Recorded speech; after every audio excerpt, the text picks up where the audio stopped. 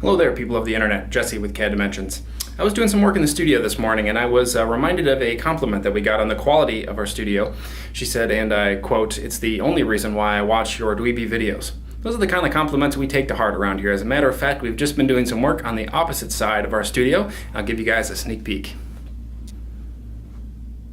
Take a look at that.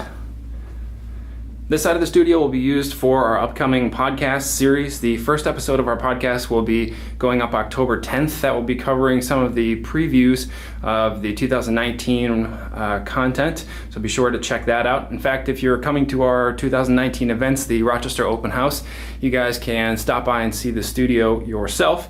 I'd also like to extend a big thank you to Trident Manufacturing for making our logo for us, laser cut out of some aluminum. It's kind of stuck on the wall right there at the moment. It'll probably be mounted a little bit differently, but it looks pretty darn cool if you're asking me.